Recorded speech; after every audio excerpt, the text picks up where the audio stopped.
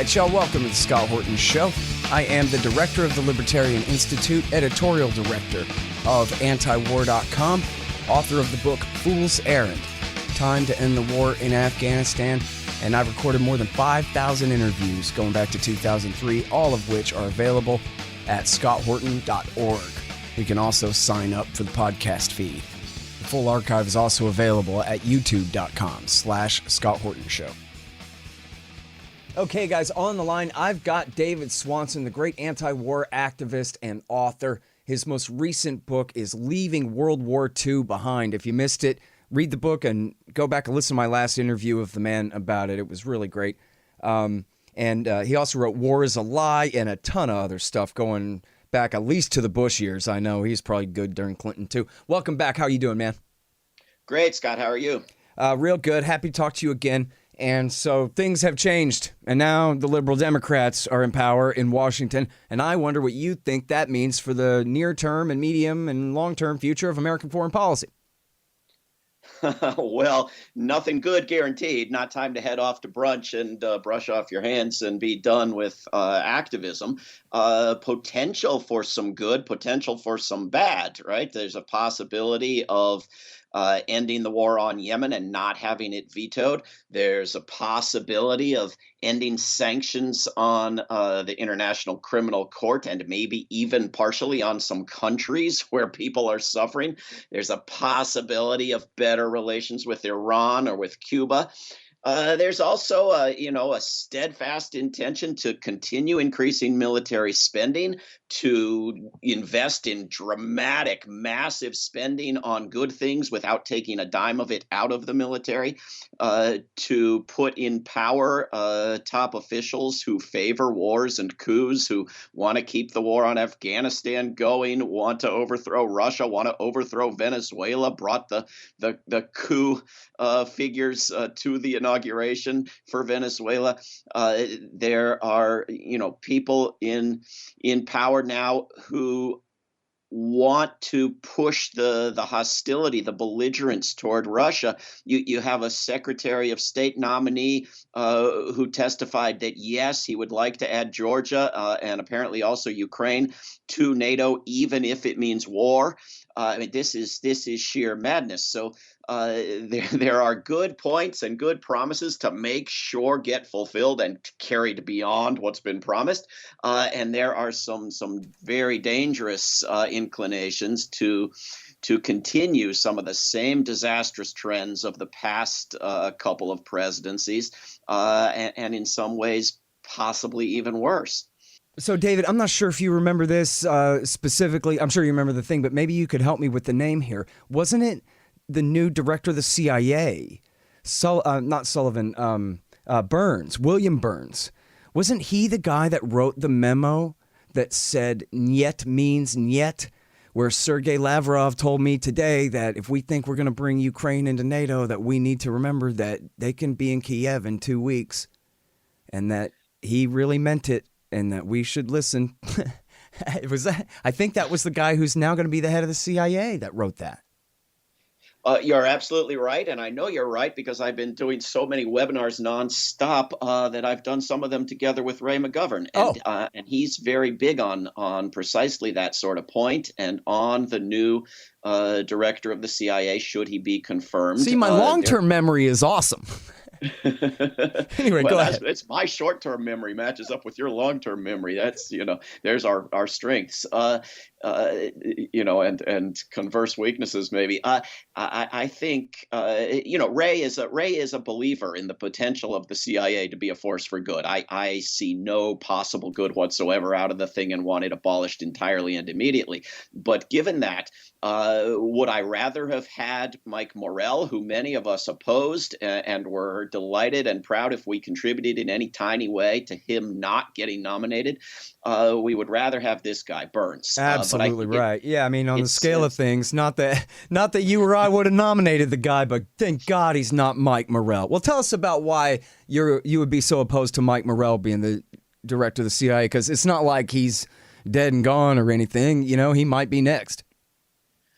He might very well be next. He might be brought in somehow. He might be used unofficially. He's a supporter of wars and coups and torture, but he's matched by the already confirmed new director of national intelligence, who is in theory the boss of the director of the CIA. I'm talking about Avril Haines, who not only drafted the legalistic-ish memos that justified blowing people up with missiles from drones, and who was not asked a single question about missiles or drones or killing anyone during her confirmation hearing, at least the public bit of it, and who has not only supported previous nominee for CIA, who was instrumental in the torture program, but also defended the torture program and awarded and refused to punish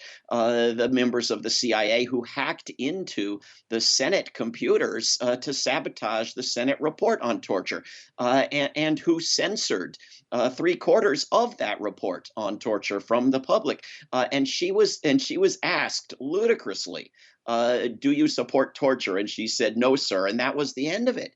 She wasn't asked about a single horrible thing she'd done in the past. And so how is she going to work out, as a past apologist, facilitator of torture and murder, with this guy Burns, at director of CIA, who comes from the Carnegie Endowment for Peace, which I think unfortunately says a lot more about the Carnegie Endowment for Peace, partially funded by the United Arab Emirates, than it does about the CIA as an institution, and who himself, has supported war on Syria and so forth.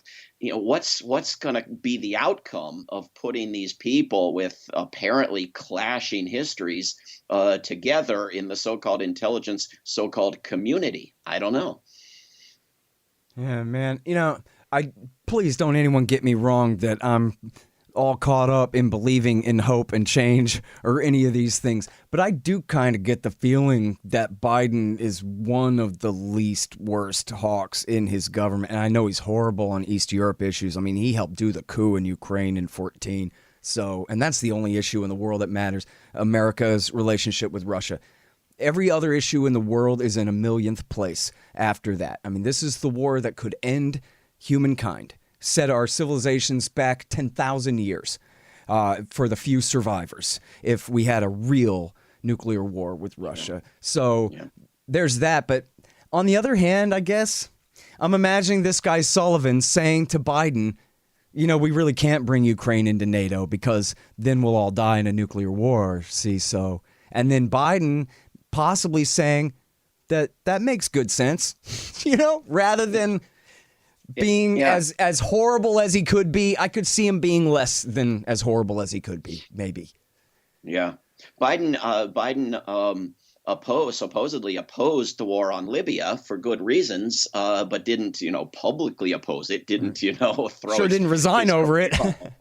And so what was the wisdom that Joe Biden had to oppose that war that doesn't apply to every other current and potential war? Right. I've just today, you can go to worldbeyondwar.org, davidswanson.org. I've written an open letter to Biden quoting his Pope. This is a Catholic president with a Pope who back in October of this past year finally came out against all wars, current and potential. They are all wrong.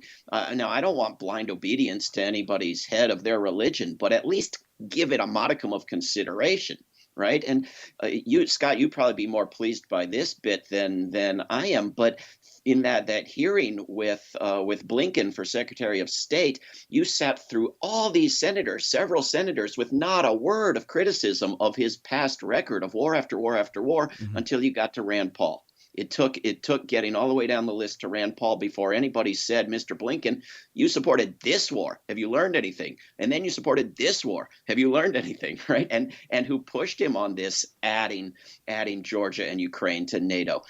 So it's, there was a little teeny bit of questioning. I haven't seen that. I'm glad that happened. Thank you for telling me about that. I'll look that up. Yeah. 2 days ago now. I saw a couple of clips from the hearing, but I didn't see that part. So, yeah. That's Yeah, great. that was key because somebody had to do it. But the vast bulk of the questions in that hearing and in Avril Haines' hearing and in other hearings had nothing to do with the past performance of the nominees and had everything to do with how much will you hate China? Are you really willing to hate China? Just how belligerent can we get with China? I mean, it's insane. It was stunning. Yeah, that really is amazing. Um, and well, so let's focus on China then a bit more. Um, for all their bluster, did anybody refer to anything the Chinese had actually done that we should be concerned about, or just they look funny or something, or don't like red Well, flags? they claim to live near the South China Sea, which, as you and I What? know, is just off the coast of the United States. They also mistreat Uyghurs and mistreat this group and mistreat that group and have a poor human rights record and so forth. Much of which is true, much of Sure. which is false. Everybody's got a horrible government, including the Chinese. But absolute madness in terms of hostility and potential steps to take on China. And really, the bulk of it came down not to some particular atrocity the Chinese had committed, real or fictional, but to competitiveness. I mean, in the words of Blinken, China wants to be the leading country in the world. It's just irrational, childish. We don't want them to be the number one country on earth, whatever the hell that means, right? Right. As if a country with many times the people and many times the poor people shouldn't have more money than a country with many times fewer the people. I mean, who wouldn't want Right. that? As though So there's one pile of money that America and China are fighting over sharing, rather right, than we have to right, work together to generate more wealth for everyone from now right. on, of course. And what did President Carter tell President Trump? China's beating you economically because they don't spend all their money on wars. Right. And so, how does the United States propose to respond to that? More wars Right. because China. I mean, that's irrational on its own terms. Seriously. And you know what? Even if the money was free somehow, just think of the opportunity cost of all those engineers whose job it has been to work at the Pentagon, slaving away at these absolutely useless projects for even just since the end of the Cold War, even just since the dawn of the 21st century here. I mean, what would America be like if all those talented men and women had just had real jobs in the world instead of this waste? How do we deliver a high explosive to some woman's head? Yeah, no question about it. And the economists have no dispute about it. And you get more jobs and better paying jobs by putting the money into anything else and even not taxing it from working people in the first place. We are Trump, Trump leaving is 60 years from Eisenhower leaving and warning of the military industrial complex corrupting every fiber of our society. And he couldn't have been more right. And that the facts are against it, but the mythology, the culture is in favor of it. So we need to educate people. Yeah. Hey, y'all, Scott here. If you want a real education in history and economics, you should check out Tom Woods' Liberty Classroom. Tom and a really great group of professors and experts have put together an entire education of everything they didn't teach you in school but should have. Follow through from the link in the margin at scotthorton.org for Tom Woods' Liberty Classroom.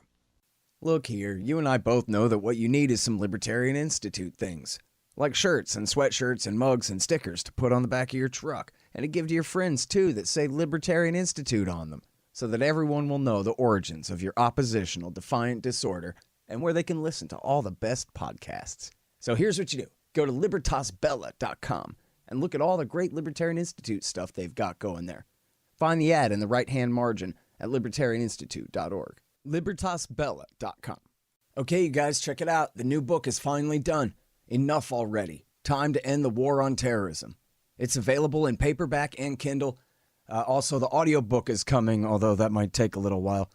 For all those who participated in the big fundraiser of 2019, I have the list, and you will be getting all your stuff as soon as my boxes of wholesale copies arrive. Thank you so much to everybody for your support of the show and of the Libertarian Institute, and I hope you like the book. There's this phenomenon. I know you're so familiar with it too. That especially among liberal Democrats, Antony Blinken, Jake Sullivan. I just stick with Blinken for a second. I mean, he's the poster boy for this, right? That like, okay, yes, I'm a Democrat and not a Republican, but I'm not a hippie. I'm not a leftist. I'm not a peacenik. Please don't think that about me. In fact, let me demonstrate how wonky and interventionist I am. Why I think we could apply smart pressure and sanctions and regime changes and the thing. And look at me. I'm a think tank imperialist wonk just like you guys. So please don't think me a wimp. Right? Hillary Clinton is, obviously the ultimate example of this.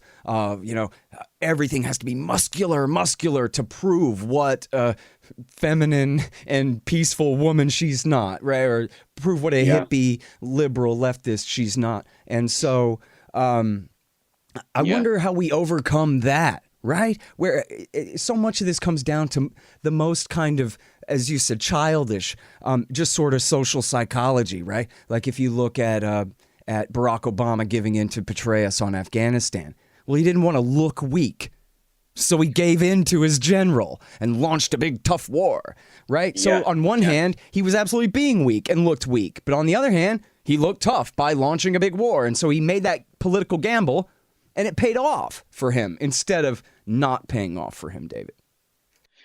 Senator Jean Shaheen in the Blinken hearing said, will you support this bit of militarism? Will you support this war? Will you support that war? And then after an endless series of these sorts of warmongering questions, she said, now, are you aware that studies show that when you let women participate in the peace negotiations, you have a 35% higher likelihood of a lasting peace settlement? And are you ready to empower women?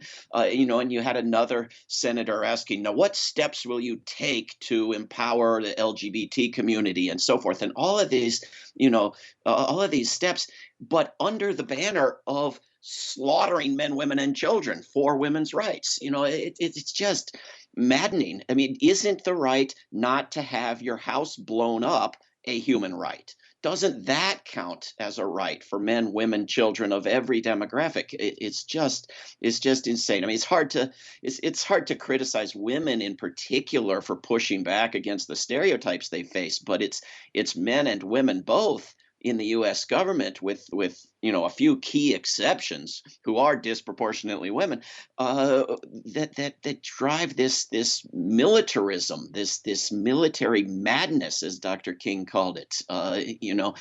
Thank goodness that Ilhan Omar is there, that Ayanna Pressley is there, that AOC is there, that Ro Khanna represents the entire male gender. That there are a handful that are beginning to push back, and that Congresswoman Lee and Congressman Pocan are forming a military spending reduction caucus that they call the Defense Spending Reduction Caucus to actually get Congress members to take a stand for moving money out of the military. The vast majority of the U.S. public could go for that, but the vast majority of the U.S. Congress is not yet there. Yeah. All right. So is this really right? I had missed this. Did you say that they brought the Juan Guaido and his friends to Joe Biden's inauguration? The Democrats did? Not Guaido himself, but his leading coup instigator. I'm forgetting the guy's name for a second here, but I can tell you. Is it Lopez, something like that? Leopoldo Lopez or something? Maybe you can find it in 30 seconds. But it wasn't Ted Cruz that brought him. It was the Democrats that brought him. No, it was Biden. And again, Blinken was asked point blank in his confirmation hearing as Secretary of State, not Secretary of War, do you support the ongoing efforts to instigate a coup and install Juan Guaido in Venezuela? And he said, yes, hell yes. So the coups are ongoing. I mean, and of course Victoria Nuland, who is nominated to be Undersecretary of State for Political Affairs, openly supports a coup in Russia. If you want to up your level of insanity a bit. Yeah, and she's of course Robert Kagan's wife.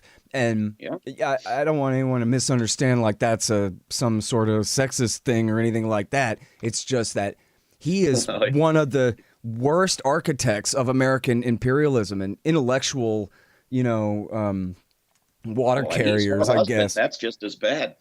Yeah. I mean, he's the guy that wrote with Bill Kristol in 1996 toward a neo-Reaganite foreign policy where they declared benevolent global hegemony and was really, helped found PNAC and was one of the major architects outside of government of getting us into Iraq War II and all of these Right. things. And she has been, very involved in a lot of this stuff. Worked for Dick Cheney, helped do the coup in Ukraine in 2014. As you said, has threatened the Russians. And I just saw this.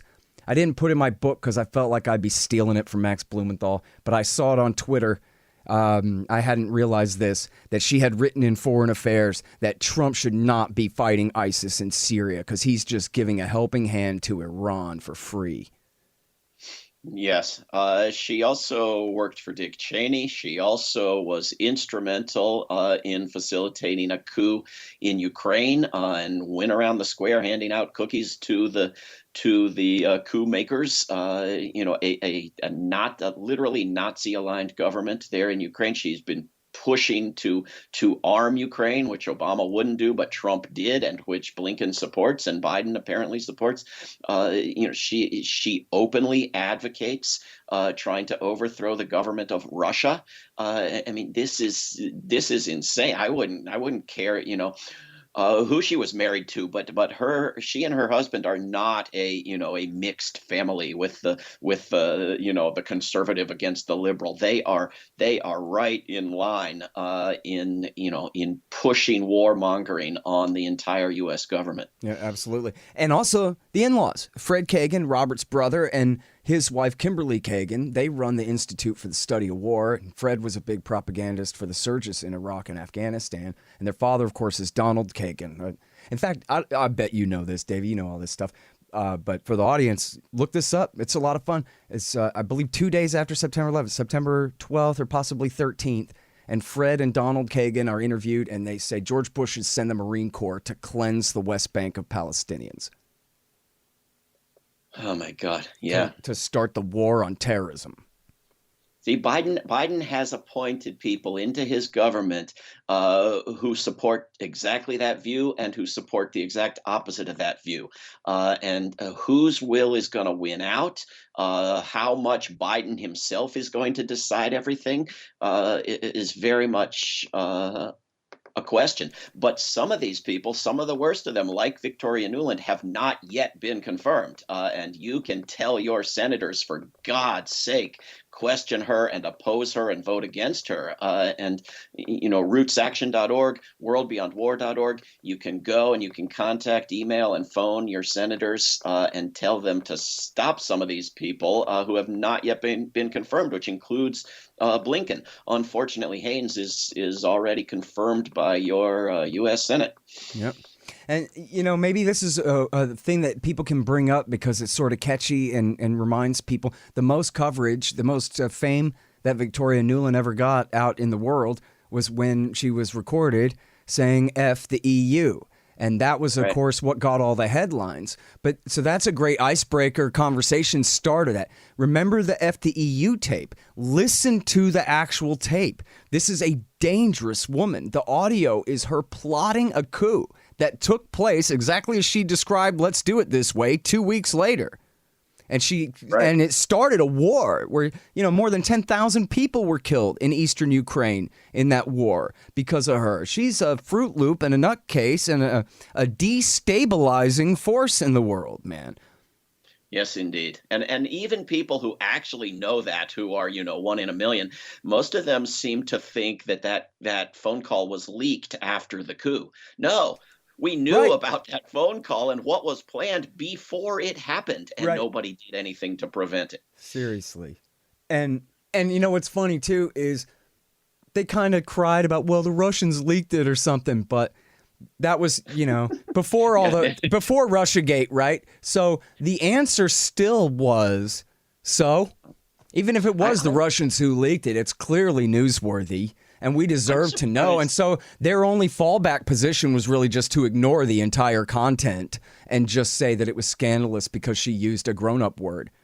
And and Yeah. kind of divert everybody off onto that. But of course, it went without saying at the time that who cares if it was the Russians who tapped her phone and leaked the call and put it on YouTube? Good for us.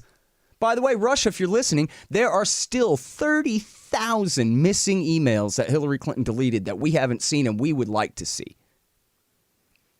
It's incredible to me the extent to which you can just say this information came from Russia and therefore it must be ignored. I mean, I'm surprised ExxonMobil hasn't declared, climate facts to be the creation of Russia, and Right. then everybody has to ignore.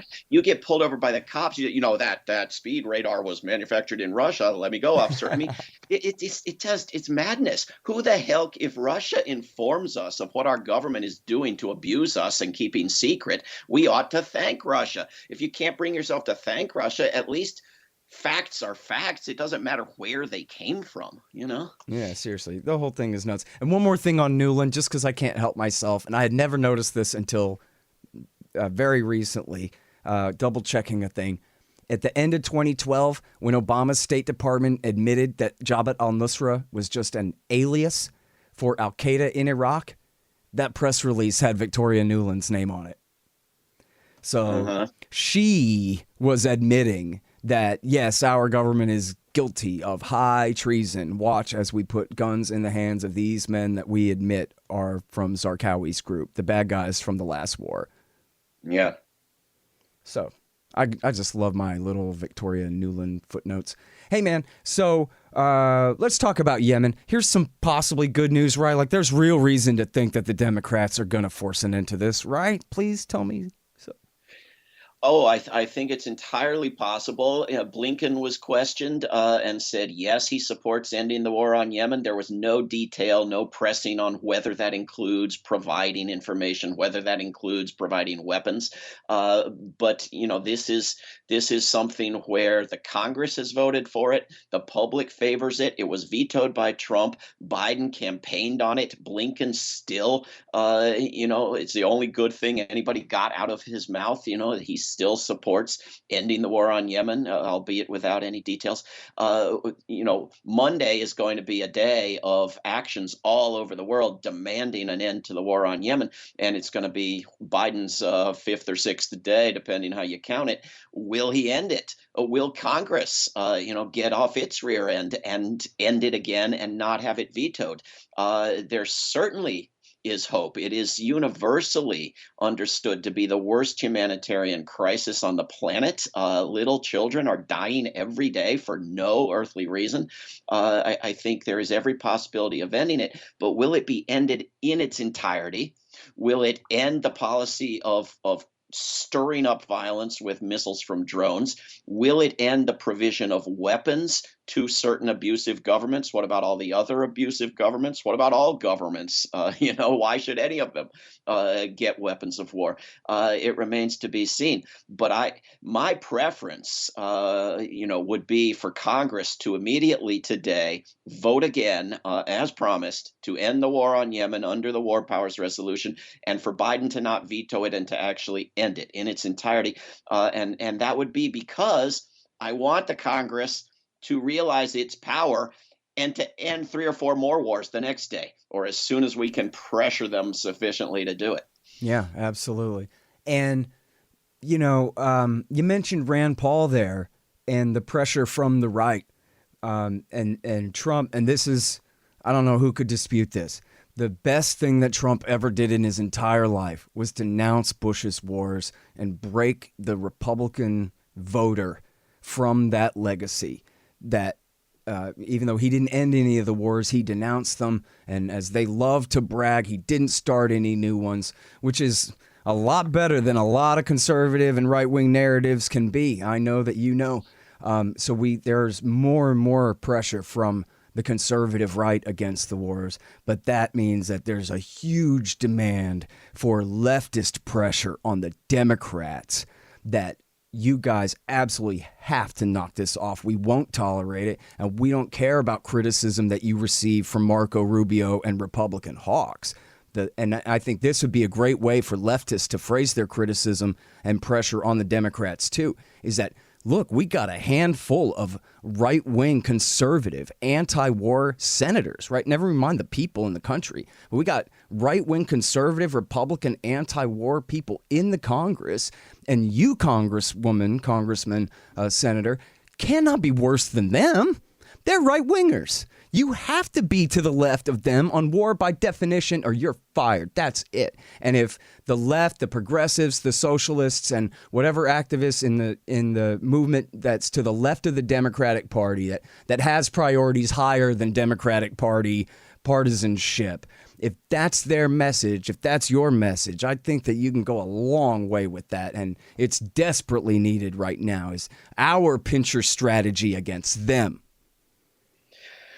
Well, I think the not starting a new war is a remarkable breakthrough that ought to be celebrated and imposed on every subsequent president. Let's not have you be the one who goes back to starting new wars. But I think the rhetoric of I'm a war opponent while funding and arming and escalating and continuing wars should be given very little credit because it gets so many Congress members, senators, and presidents off the hook and has for decades. And I don't much value it. I think. Well, but it's. I guess what I meant though was what it did for the minds of American, Republican Party voters, who were so loyal to George Bush and those wars just a few years ago. And then Trump says, we don't believe in that anymore. And they say, we don't believe in that anymore.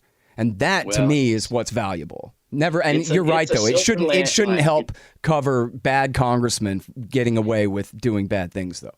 It's potentially valuable. It has to be put to use. It has to drive passionate, intense activism that takes a stand that says we insist that you actually end a war, or we will hurt you politically. I mean that it has potential. But what's actually happened through the Obama years and through the Trump years is these wars have gone from primarily land wars to air wars, which has meant more death, more suffering, more refugees, more homelessness, more destruction, but an even higher percentage of it imposed on non-Americans. The U.S. death toll dropped even further to a teeny tiny percentage of these wars. And this is acceptable to much of the U.S. public, especially as it's not really told in the U.S. media. And then we've had, Congress not only for the first time vote to end a war but get it vetoed, but also for the first time start passing legislation to forbid ending wars. Donald Trump or any of his successors shall not remove troops from Afghanistan, or for that matter, Germany or Korea, for God's sake. I mean, this is a very dangerous step taken not by Trump, but by Congress during the Trump presidency. Congress dramatically asserting a power it should be asserting. We will end a war finally, but also a power that it shouldn't. We will forbid ending a war. That's crazy, and that has to be ended. Yeah. Well, and of course, they have no authority to do that whatsoever. The president, if Barack Obama can start a war in Libya by snapping his fingers while on a tour of Brazil, then any president can end a war anywhere he wants. I'm sorry. Well, I agree. Joe Biden could launch all the H-bombs right now with a spoken command, but he can't bring troops home? Come on. Because Liz Cheney says so? Right. But because the liberals and the Russiagators Pelosi say says so. Yeah. And because Trump said something bad about NATO, even though he expanded it and got its members to buy more weapons and put more money into it and strengthen it. And, it's now a good liberal position to love NATO and to love troops in Germany and so forth. I've got a webinar coming up on NATO. People go to davidswanson.org and look at the upcoming events. This is a new madness, this Russiagateism that it remains to be seen how it will endure post-Trump. Right.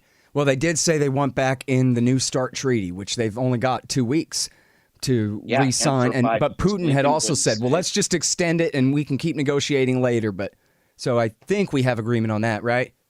Yeah. And for 5 years, according to Biden, the day after Blinken wouldn't say how many years, maybe because Biden hadn't told him. That presidents love 5 years. You know why? Because they get 4-year terms. Right. But I think that's a great step. But now you rejoin the Open Skies Treaty, you rejoin the INF Treaty, you rejoin the ABM Treaty. You Absolutely. start joining the basic treaties of the world that the United States has never joined. Right. Absolutely. All right. I'm sorry. I'm out of time. I would love to interview you all afternoon. I'm sure you got to go too. Thank you so much for coming back on the show, David. You're great. Right on. Thank you, Scott. Keep it up. All right, you guys. That is David Swanson. He's at davidswanson.org, rootsaction.org, and World Beyond War. The Scott Horton Show, Anti-War Radio, can be heard on KPFK 90.7 FM in LA, APSradio.com, antiwar.com, scotthorton.org, and libertarianinstitute.org.